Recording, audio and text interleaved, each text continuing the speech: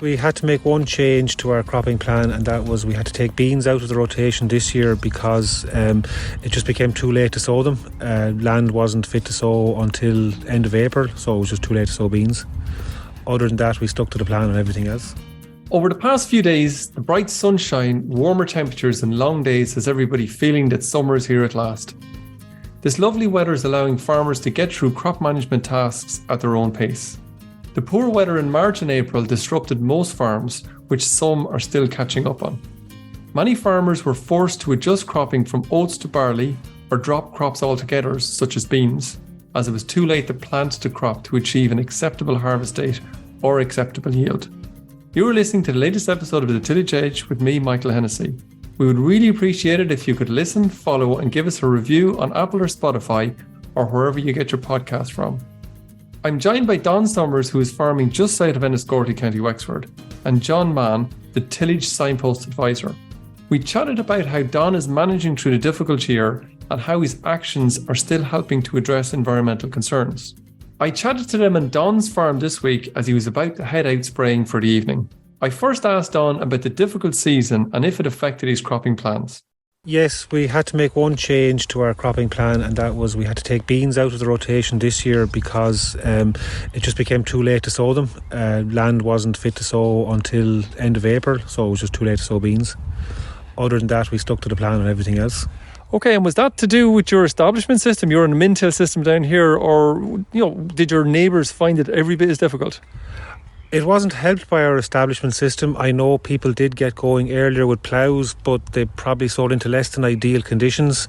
The one thing this year was that you got away with sowing into less than ideal conditions. In other years you might have been punished by dry weather, whereas this year it seemed to be a year where you could get away with it. I know some people were min-tilling did go earlier than we did. We just had some wet fields that always had a wet spot or a wet headland, and we decided to wait until those patches dried out.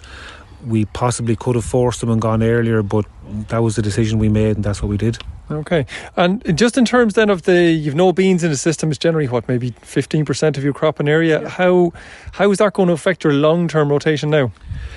It will have a small effect. Where we were planning to sow the beans, we've sowed spring barley, and the plan is to get back in there with oilseed rape, so we will still get a break crop in. It will just be a year later than planned, and we'll just kind of shuffle things around a little bit, but it won't have a major impact on our crop rotation. Okay, and for the other spring crops that you put in, how are those looking at the moment?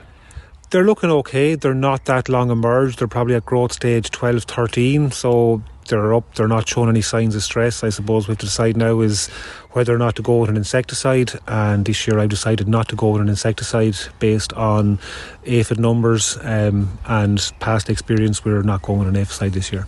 Okay, and you haven't used aphicides in a good long time down here on the farm, but I suppose the difference this year perhaps is that you probably haven't sown as late as this year as other years. No, it's particularly late sowing. Generally the only place we use an insecticide now is in winter barley, because I think the risk there is far bigger and the yield penalty is far bigger, but based on past experience, even with late sowing, albeit not as late as this year, the yield penalty has been small, so we just decided this year not to do it. Okay, so in terms of the other management you have to do in your spring crops, is there a lot? Pretty much everything is still in scope to be for management, is it? Yes, everything needs to be done still. So we front loaded all our nitrogen, so we put all the nitrogen into the seed bed, so that's taken care of. We're looking at probably a 2-spray strategy this year, where we'll go with a T1 and a weed spray next, and then a T2.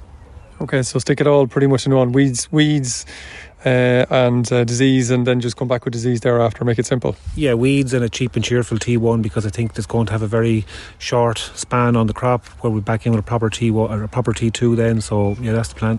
Okay, so you used a lot of urea last year as your nitrogen source. Did you use as much this year or more this year, maybe based on cost, or how did you get on with it? Our entire nitrogen source this year was urea. The vast majority was the form of protected urea. It worked well last year, so we went with that again. We used no compounds, we used straight P and K, and the only place we didn't use protected urea was on our spring sown barley, where we were front loading with nitrogen into the seedbed. We used unprotected urea there because it would be safe in the soil, but yeah, all our nitrogen source this year was urea. Okay, and did you have any difficulty spreading that in terms of the spread width, the variability in terms of spreading? We're on 24-metre tram lines, so I think that's within the range of urea. We did use we have a mat system with a phone app. We used the app to get an initial setting and then did a test using the spreading mats and taking photographs. And our recommended setting after the mat test was quite different to the initial setting from the app, so it was definitely worth doing. We can see for that initial run where we were setting up the spreader, we can see striping, but it's all looks good after that, so it was definitely worthwhile putting in the time to do the test with the mats rather than just take a recommendation from an app. Okay, yeah, the apps are pretty tricky because it's probably a different type of fertiliser used for the same bag, I suppose, every year, or the same compound. It might be slightly different every year, but it's well worth doing it. Yeah, definitely worth doing the test. Okay. And in terms of sulphur then, did you incorporate the sulphur with your nitrogen or with your P's and K's? Yes, we use protected urea with sulphur and straight urea with sulphur, so we still got our sulphur from with our nitrogen. Okay. John, I just want to bring you in here for a second. Don is obviously in the Signpost Farm Programme. In terms of the loss of beans out of the system, how did that affect the goals, or how is that going to affect the goals of the programme? Well, I suppose, Michael, we have in the Signpost Programme itself, we have our 12 steps to reduce gashouse emissions, and again, the goal there would be that 80% of our greenhouse gas emissions on tillage farms are nitrogen related. So again, the fact that beans have a zero nitrogen requirement would affect the goals for the farm for the current year. But I suppose in hindsight, it has been a particularly good year on the oilseed rape. I know Don is using green area indexes for his nitrogen rates on the oilseed rape, so we maybe have a little bit of a counterbalance there because his nitrogen rates were greatly reduced on the oilseed rape just in the particular year that's gone by. Okay, and there's a lot of other actions that Don is completing on the farm across the farm, I suppose. Is there one or two in particular that you want to highlight? Well, I suppose Don has already talked about the protected urea, and he has a fairly big switch across to it.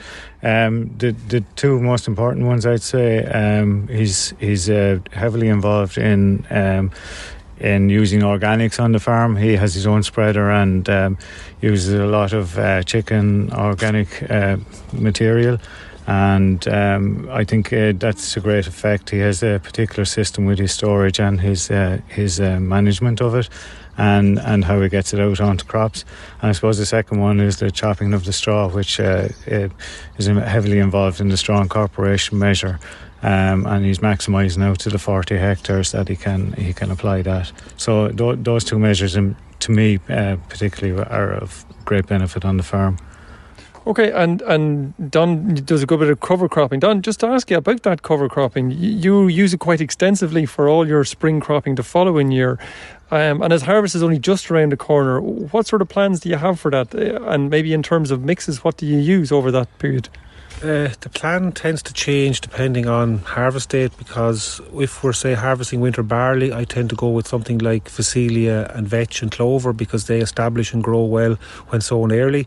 If the harvest of spring barley or winter wheat runs late, which I'm expecting it to do because of our late sowing date on spring barley, we'll switch to something more like rye and oats and Phacelia because they'll grow better in a later sowing scenario. So we don't have too much of a plan in place. We probably will buy in some seeds like the Phacelia and vetch, but it'll be evolving as the harvest goes on, depending on when our sowing date will be. Okay, but your plans very much are to plant cover crops this year, the same as other years. Oh, we'll definitely be cover cropping anywhere there's an opportunity to do so, whether it's an early harvested crop followed by a winter crop or anything destined for spring sowing, will all get cover cropped. I suppose people might be interested to know, I mean, in terms of cover crops, are you getting paid to do all of those through GLAS, or are you doing them because you feel like you were getting the value out of them anyway? I was going to do them anyway, and that's why acres was appealing to me, because both min-till and cover cropping was something I was going to do anyway. So that made it extra appealing, the fact that I was going to get paid to do it, but I'll be sowing above and beyond what I'm required to do in acres. Can I ask you one last question, Don? Just as around, harvest is only just around the corner again, and you must be looking at it the same as everybody else. The price of grain has kind of gone down every week since probably last May. Did you manage to sell any grain forward? Are you one of those lucky few? I forward sold a small amount of malting barley. At the time, it was the right thing to do. The prices went up after I forward sold it, and it might have looked like the wrong thing to do, but as we stand here now, it appears to be the right thing to do. The prices have gone below what I forward sold it at, so I'm glad I did that. I did it last year, and some of it worked out well, some of it didn't work out quite as well, but you take the average and it just reduces the risk. So Don, listen, thanks very much for your time. Delighted that you could spend a bit of time here and have a chat to me. I know you're kind of busy going out spraying. What are you going at the moment? I'm going with my T2 on winter oats. That's the most pressing thing at the moment. We've just completed T2s on winter wheat, so we're moving on to oats now. Okay, so getting through the work. That's it. Thanks very much, Don. Thanks, Michael. So that's it for this week, and my thanks to Don and John for joining me on the show. The Teagasc Crops Research is having its open day in Oak Park this year. The theme of the event is crops and cover crop cultivations, which will be held in Oak Park, Carlow on Wednesday, June the 21st. This biannual event will incorporate machinery demonstrations as well as crop research. The programme for the day will display current research across field trials and active machinery demonstrations at the Carlow site. Attendees will hear research-led advice on crop nutrition, disease control, new crops, increasing use of IPM for future pest control, as well as demonstrating added value opportunities for protein crops. This event is free and everybody is welcome. Put this in your diary now, and I'm certainly looking forward to meeting you there on the day. Finally, don't forget, if you enjoyed the podcast, then recommend it to a friend or colleague. And as always, rate, review and follow on Apple or Spotify so you never miss an episode. And for more information, go to teagasc.ie. I'm Michael Hennessy. Thanks for listening. I'll be back next week with more tillage news and advice.